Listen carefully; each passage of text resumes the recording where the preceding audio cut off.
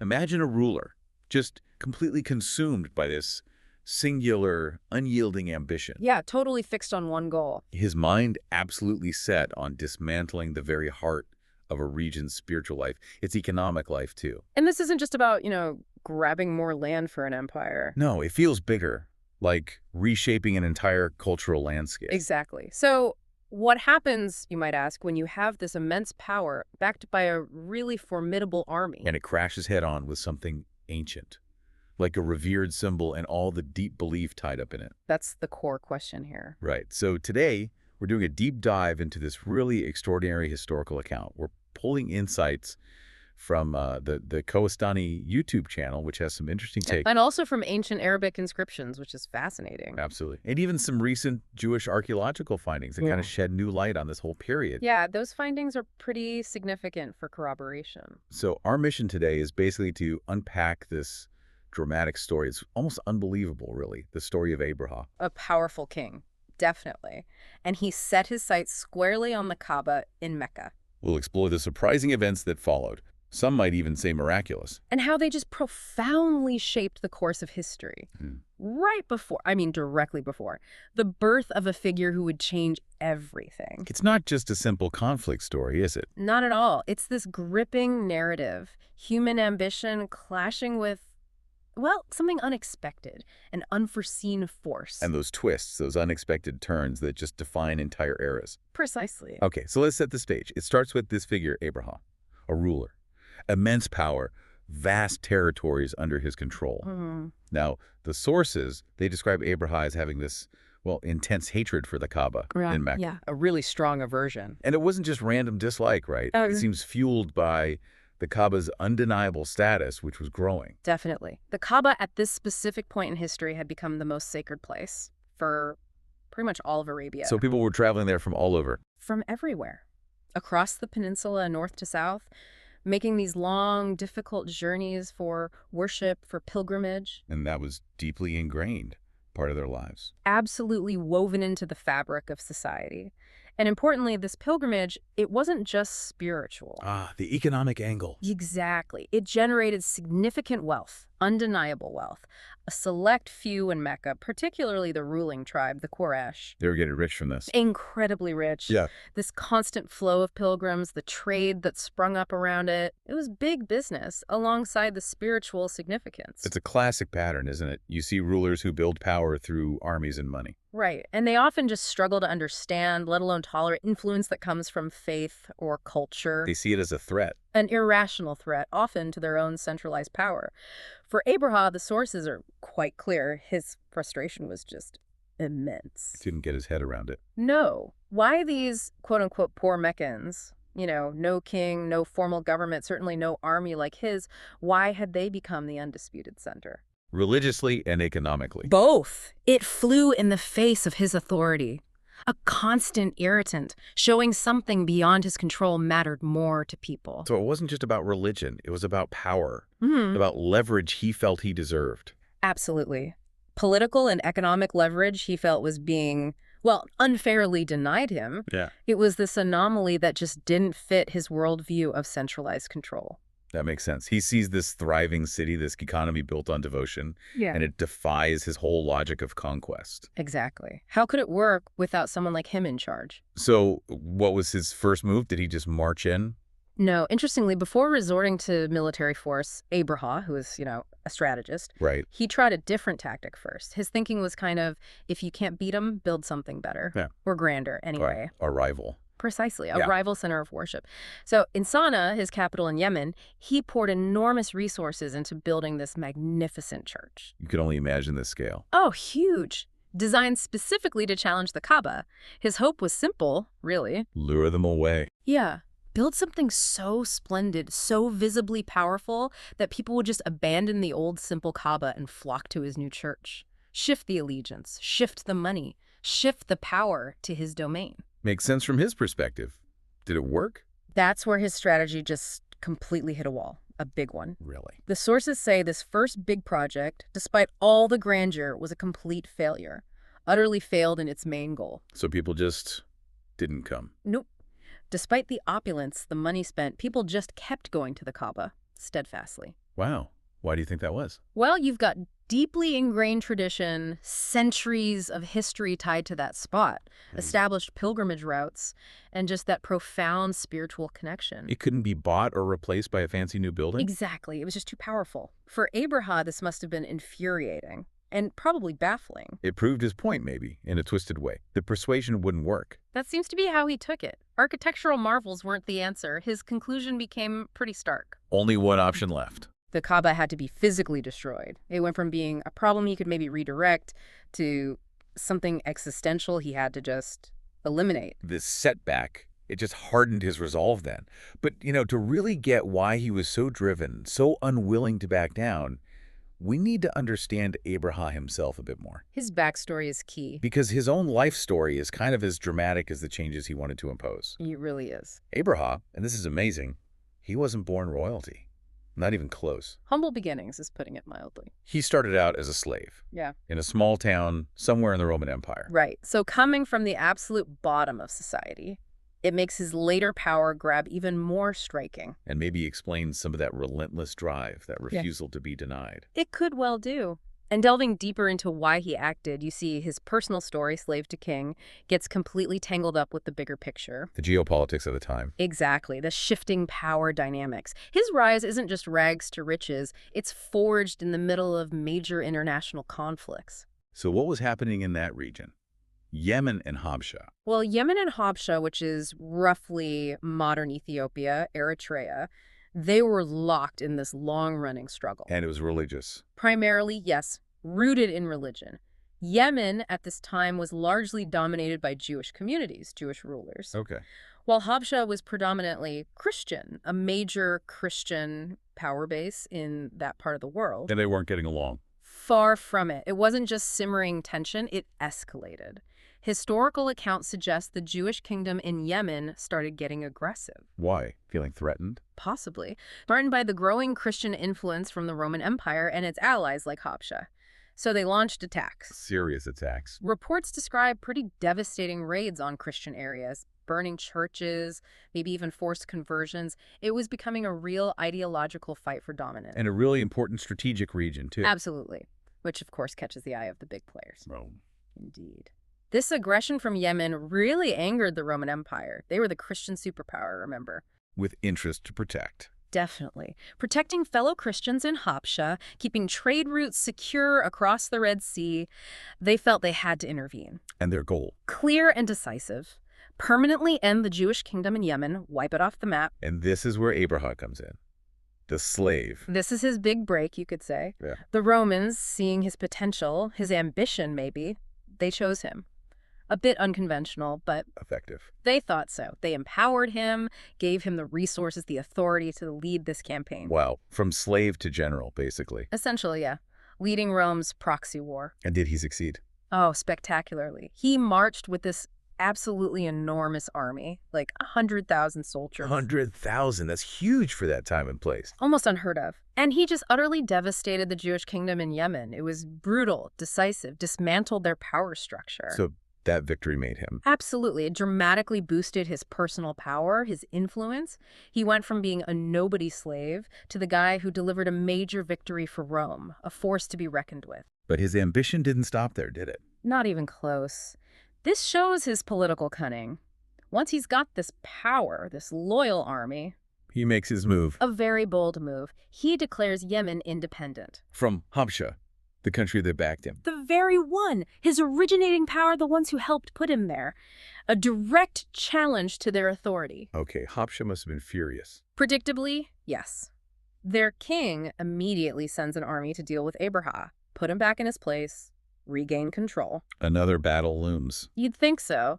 But this is where Abraha'S story gets even more incredible. His charisma, maybe, or just sheer luck. What happened? This new army, sent specifically to crush him, they do something astonishing. Don't tell me. Instead of fighting Abraha, they kill their own general, What? and then they join Abraha'S forces. You're kidding. An entire army defects. Incredible, right? Think about that. Sent to conquer him, they end up pledging allegiance. So the result is... Abraha becomes the most powerful ruler in pretty much all of Arabia, an undisputed hegemon.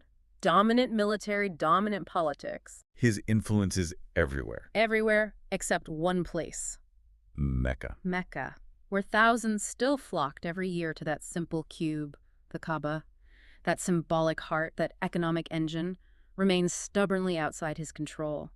A constant challenge to his otherwise absolute rule. So even with all that power, King of Yemen, defeater of armies, that pilgrimage to the Kaaba just bugged him. It was persistent thorn in his side, absolutely. An anomaly, an affront to his total control. It represented a different kind of power he hadn't conquered. And he was still determined to divert that flow. The people, the money. Oh, yes. He believed if he could just offer something grander, something more obviously magnificent, people would eventually switch. He hadn't given up on reshaping things. Even after that first church failed. Right. He must have figured the problem wasn't the basic idea, but maybe the execution. Or perhaps it just wasn't grand enough the first time. So round two. Exactly. He undertakes an even more ambitious project, even more opulent, another magnificent church in Sana'a. Pulling out all the stops this time. Completely. The sources describe it as a true spectacle, designed to just awe people into submission almost, overshadow everything else. What kind of details do we have? Adorned with diamonds, jewels from all over the known world, mother of pearl, rubies, emeralds, you name it. Everything designed to glitter and impress. Trying to overwhelm the senses. Precisely. Project this image of unparalleled divine favor, unmatched splendor.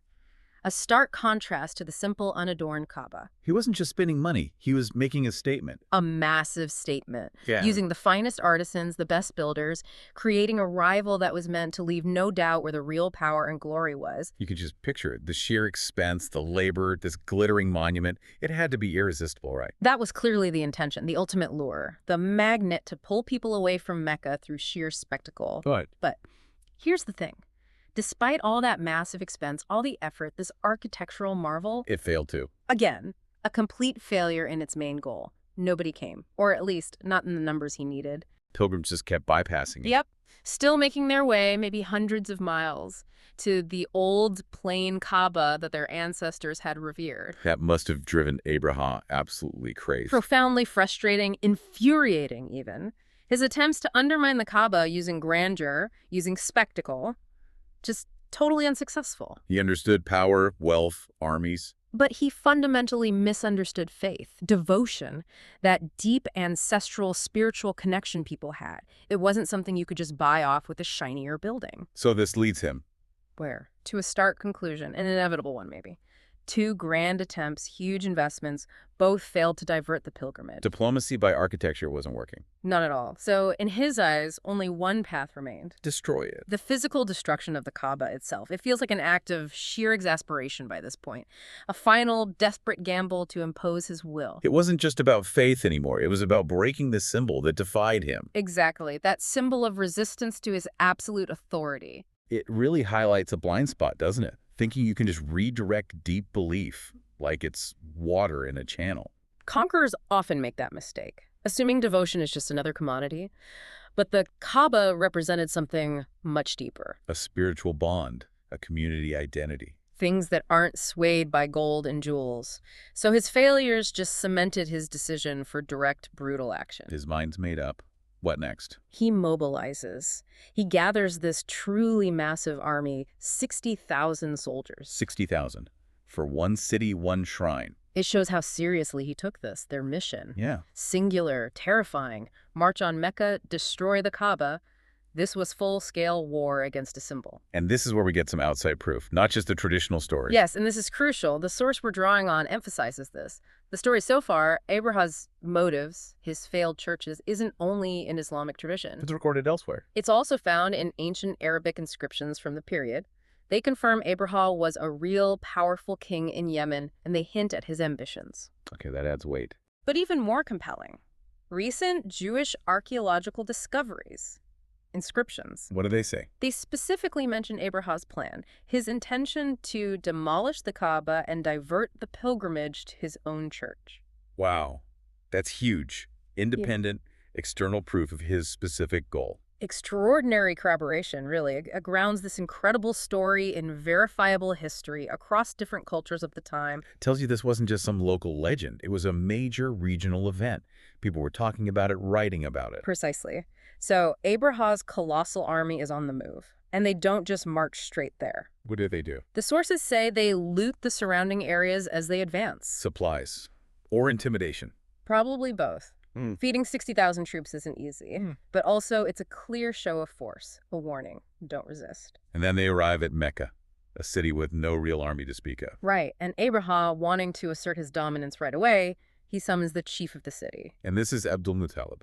Abdul Muttalib, the chief of Mecca, leader of the Quraysh, and also, significantly, the grandfather of the Prophet Muhammad, who would be born soon after. Okay, so this meeting happens. Abraham and Abdul Muttalib. What goes down? It's a famous encounter. Abdul Muttalib comes out to meet Abraha. Abraha probably expects him to plead for the city, for the Kaaba, maybe try to negotiate or even defy him. But that's not what happens. No. Abdul Muttalib has this entirely unexpected concern, something seemingly mundane. What is it? His first request isn't about the Kaaba at all. It's about his camels. His camels? Yeah, the ones Abraha's army had captured on their way in. He wants his camels back. You can just imagine Abraham's reaction. The sources say he laughed. He was completely surprised, maybe even a bit contemptuous. Like, seriously, I'm here to destroy your holy site and you're worried about livestock. Exactly. He apparently said he expected more from such a seemingly important man, concern for his city, his shrine, not his camels. It's this total clash of perspectives. Abraham, the materialist conqueror, versus Abdul Muttalib, Masmud of faith. That's how it comes across. And this raises that really important question. What did Abdul Muttalib's response actually mean? What does it tell us about how the Meccans saw the Kaaba? Not just as bricks and mortar. No. As something sacred under divine protection. His reply is legendary. I am only the owner of my camels. This house, meaning the Kaaba, has an owner, and he will protect it. Wow. That's a powerful statement. It's a direct assertion of faith. He's basically saying, my stuff, my responsibility, but the Kaaba. That's God's business, not mine, and not yours either, Abraham. It's a challenge to Abraham's power. And didn't he add a warning? He did. A chilling one. No one has ever harmed this house until today. It really highlights this profound clash. Human military might versus this deep belief in divine intervention. That warning, delivered so calmly, must have hung in the air. A final, almost prophetic statement. But Abraham wasn't swayed. No, he's got 60,000 soldiers. He's confident. Completely. Yeah. So the next day, ignoring the chief's words, Abraham commands his army, attack the Kaaba. The moment of truth. The clash is finally here. And this is where things get weird. Really weird. Astonishing is the word. This is the event that gives the year its name. The year of the elephant. Because of the elephant. Abraham's lead elephant, yes. Apparently a magnificent animal named Mahmud, a key part of his intimidating force. As they prepare to move on, the Kaaba It stops. just stops dead. Right. Refuses to move towards the Kaaba. They prod it, they urge it, maybe even beat it. Nothing. It will not go forward. An elephant staging a protest. It's bizarre. The spearhead of his army suddenly paralyzed. Imagine the confusion, the disarray. And apparently it would move in other directions. That's the story. Turn it away from Mecca, it marches. Turn it towards the Kaaba, it kneels and refuses. Utterly inexplicable. A massive army, brought to a halt by one stubborn elephant. What must Abraham have been thinking? Frustration. Bewilderment. Maybe even a flicker of doubt, hearing Abdul Muttalib's warning in his head. And then, while this is happening, Mm. the birds arrive. Yes. At that very moment, the sky fills with birds. But not normal birds. What was different about them? The sources stress this. They'd never been seen before that day. And apparently, never seen since. They just appeared. And they were carrying something. Each one carried a small stone. Like hardened clay, perhaps? Tiny projectiles? And they started attacking the soldiers. Descending on them, striking them with these stones? Okay, so birds throwing stones. How did historians interpret this? Is there a natural explanation people point to? Well, looking at the effects described, which were horrific, many historians lean towards a natural disaster explanation. Like a disease. Exactly. An extreme, incredibly virulent form of smallpox, maybe, or something similar, spreading like wildfire through the packed army ranks. So the stones might be symbolic of infection or the lesions? Possibly. Or maybe contaminated particles carried by birds, triggering the outbreak. The descriptions of the effects are gruesome. What did they say happened to the soldiers? As soon as they were hit by stone or infection, they started scratching themselves uncontrollably, violently, tearing their own flesh off. Oh, that's horrible. Chilling accounts say some even exposed their own bones. It sounds like a terrifying, rapid, debilitating epidemic, turning the army into this panicked, self-destructing mass. Not destroyed by swords, but by something else entirely. And an unseen, internal torment. The descriptions are incredibly vivid. So whether you see it as a literal miracle bird sent by God or a perfectly timed, devastating disease outbreak. Which itself could be seen as miraculous timing by believers. Right. Either way, the result for Abraham was the same. Utter catastrophe. His huge army, 60,000 strong, the one that swept through Yemen, completely destroyed. They fled. What was left of them fled in total disarray. Bodies broken, morale shattered, the invasion halted, decimated. Just an astonishing turn of events. Nobody saw that coming. A turning point with massive repercussions. So connecting this back to the bigger picture. Yeah. This year of the elephant isn't just about one failed invasion. No, it's foundational. A pivotal moment that completely rearranged the power dynamics in Arabia. How so? Well, the news of this unbelievable victory, this small, undefended city, somehow defeating Abraha'S giant army, it spread like wildfire Everyone heard about it. throughout the entire Arab world. And suddenly, the Quraysh, the ruling tribe of Mecca. Abdul-Muttalib's people. Exactly. They weren't just survivors. They emerged as the new, dominant, most respected leaders in all of Arabia. Because it looked like they had divine protection. Absolutely. Abdul-Muttalib's warning seemed powerfully confirmed Mecca was special, protected. And what did this mean for Mecca itself, practically? Immediate, profound changes, transformation. After this event, even more people started flocking to Mecca for pilgrimage. Millions more from all over. Convinced of its sacred status. Totally convinced, which of course just further cemented its importance. Spiritually, yes, but also economically. More pilgrims, more trade. An explosion of prosperity. And the big Ukaz fair, this huge annual marketplace, cultural festival, poetry slam, everything rolled into one. Where tribes met and traded and settled disputes. It started being held in Mecca, making the city even more of a bustling hub. The undisputed center of the peninsula. And the wealth of the Meccans. The sources say it doubled, tripled, unprecedented levels. They were spared destruction, and now they were flourishing like never before, seemingly blessed. And this is where the timing gets really eerie, right? The synchronicity. Truly remarkable. Almost feels like the universe itself was signaling a major shift. What else happened on that same day? The day Abraha'S army was defeated. Two other significant events are recorded, far away, in Persia. The other superpower of the region. Right. One of their largest, most ancient fire temples, sacred site, fire burning continuously for 1,000 years. It went out. Suddenly, inexplicably extinguished, seen by many as a powerful omen, a sign that the old Persian order was weakening. Wow. And the other event. Happened right there in Mecca. On the very same day, amidst the aftermath of this miracle defense, an orphan child was born. Muhammad. His name was Muhammad. It's incredible, these events converging. Defeat of Abraha, the Persian fire going out, the birth of Muhammad. It gives the Year of the Elephant this profound significance. It's not just one battle. It's this moment that reshuffles power, elevates Mecca beyond anything seen before. And coincides exactly with the arrival of the figure who would found Islam. It feels heavy with destiny, doesn't it? Woven with threads of the miraculous and the undeniably historical. So just to recap, we've journeyed through Abraha'S relentless ambition right from his beginnings. His attempts to undermine the Kaaba, first with churches, then with force. His massive march on Mecca, and then those astonishing, almost unbelievable events that destroyed his army. Yeah. This whole deep dive, it really reveals this extraordinary story. Human will, however powerful, however strategic. Meeting something else, an unexpected, undeniable force. And it just forever changed the path of history for Mecca and way beyond. Absolutely. So think about this for a moment. That singular event, right? Whether you see it as a miracle, divine intervention, or just a devastatingly timed natural disaster. It wasn't just Abraham losing. No. It was this powerful affirmation for Mecca, a validation of its sacred status, its place in the world. It didn't just prevent destruction. It actively paved the way for something new. A new era.